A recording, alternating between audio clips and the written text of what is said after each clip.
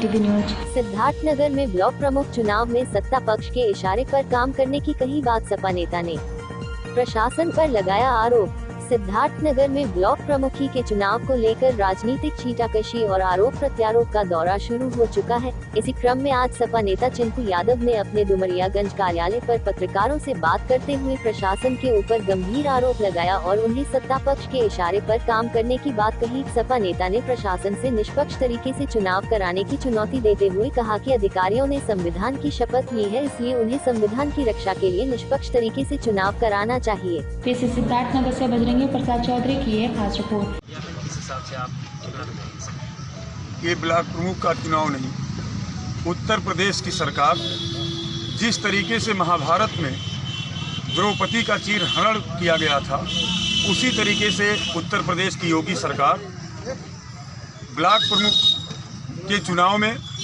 इसके पहले जिला पंचायत के चुनाव में और अब ब्लॉक प्रमुख के चुनाव में ये लोकतंत्र का चीरहरण कर रही है।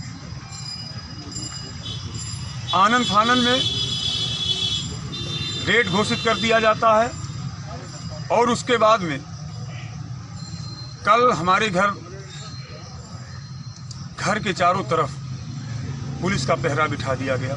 जो मेरे गांव की तरफ, मेरे घर की तरफ जा रहा था, उसे डुमरियागंज की पुलिस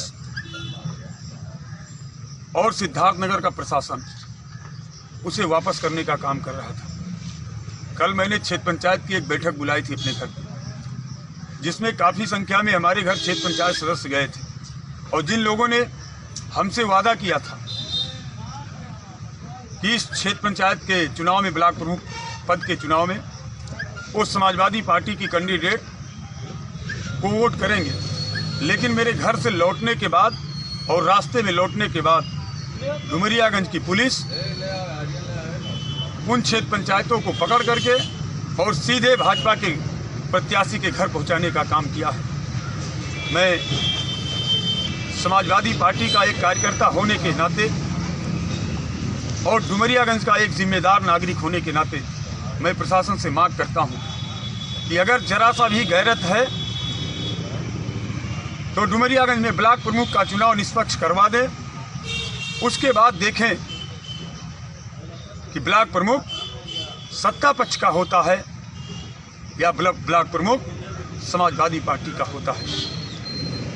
मैं एक बात कहना चाहता हूं प्रशासन के लोगों से, ये सरकारें किसी के बाप की बपौती नहीं है, सरकारें आती जाती रहती हैं, लेकिन प्रशासन के साथियों, आपको इतना याद रहना चाहिए कि आपने जिस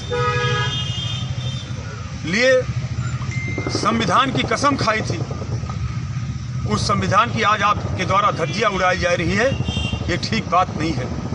और मैं एक बार फिर प्रशासन से निवेदन करता हूं कि जिन बीडीसीओं को जबरदस्ती भाजपा के प्रत्याशी के घर, उनके कैंप में भेजा गया है, पुलिस के दबाव में पुलिस लगातार क्षेत्र पंचायत सदस्यों को फ़ोन कर रही है, धमका रही है।